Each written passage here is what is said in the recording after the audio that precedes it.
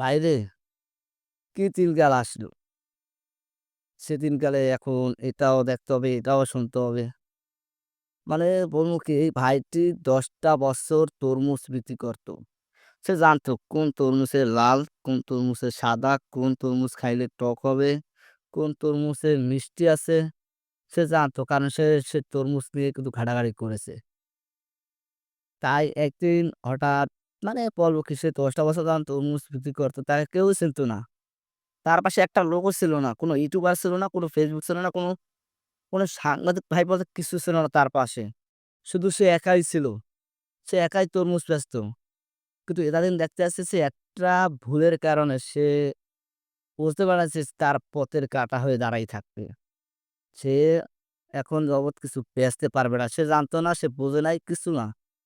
কিন্তু যখন সে ভাইরাল হয়ে যাওয়ার পর বুঝতে পারছে যে আমার সে পথের কাঁটা হয়ে দাঁড়িয়েছে, যে আমি তরমুজগুলো বেচতে পারবো না। তখন উনি লাইভে এসে কান্নাকাটি করে দিয়ে বলে যে, "আমি ৳১,৫০,০০০ দিয়ে আমি তরমুজ কিনছি, সেই তরমুজগুলো আমি বেচতে পারছি না তাদের জন্য।" তাদের কাছে অনেকবার রিকোয়েস্ট করেছে, হাত জোড় ধরেছে, "প্লিজ আমাকে এখন তরমুজগুলা বেচতে দাও।"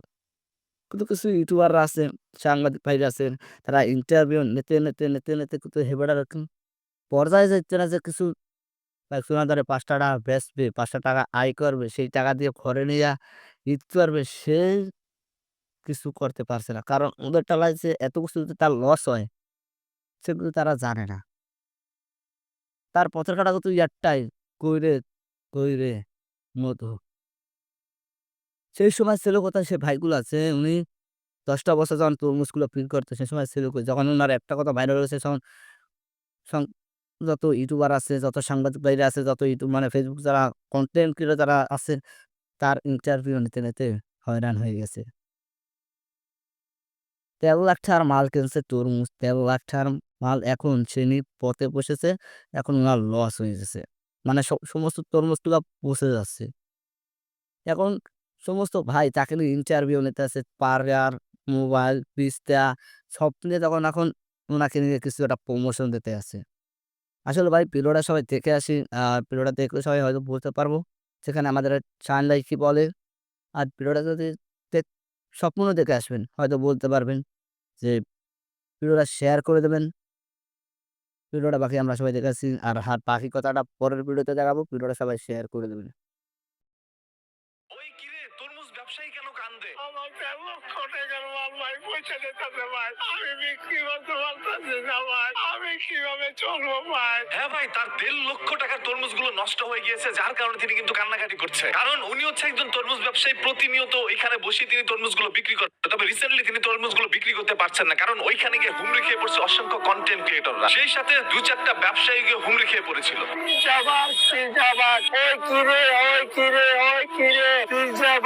আর তাদের ব্র্যান্ড প্রমোশন করতে গিয়ে এই লোকটির তরমুজ বিক্রির মধ্যে ঝামেলা পাকিয়ে দিয়েছিল। তরমুজ মোবাইল পিকচারে মোবাইল পিকচার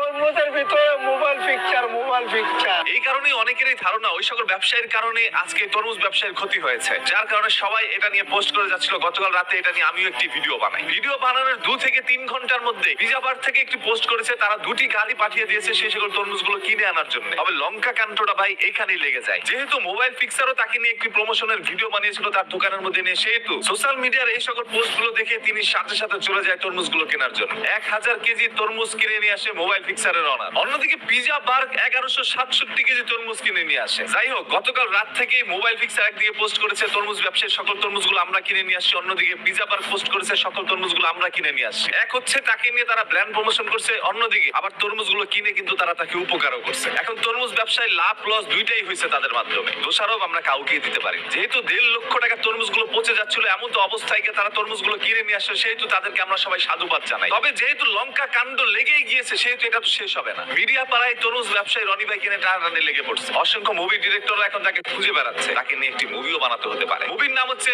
ওই কিরে। এই সকল কাণ্ডগুলো ঘটার পরে কিন্তু মধুকে আর খুঁজে পাওয়া যাচ্ছে না, মানে রনি ভাইকে আর খুঁজে পাওয়া যাচ্ছে না। ওই কিরে কিরে করে সবাই খুঁজে বেড়াচ্ছে, তবে রনি ভাই এখন অসুস্থ। তিনি তার বাসার মধ্যে রয়েছে, হয়তো সপ্তাহখানিক পরে আবারও তিনি তার ব্যবসার মধ্যে আসবে।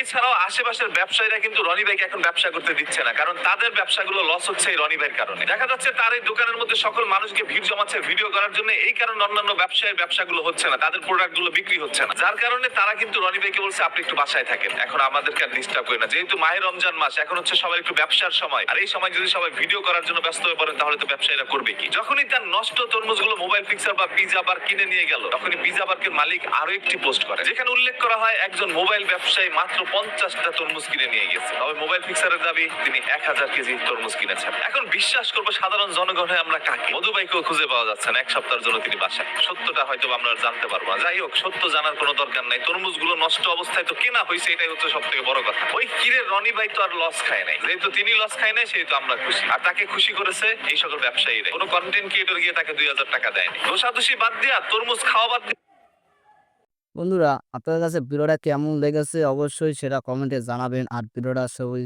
বেশি করে শেয়ার করে দেবেন, যাতে ভিডিওটা সবাই যেন দেখতে পারেন। আর ভিডিওটা যদি পারেন শেয়ারটা করে দেবেন, কারণ ভিডিওটা দেখার জরুরি। কারণ এ ধরনের কাজ কেউ না পারেন। আবার দেখা গেছে বেশি ভাইরাল হয়ে গেল বেশি ঝামেলা, আর না হলেও অনেক কষ্ট।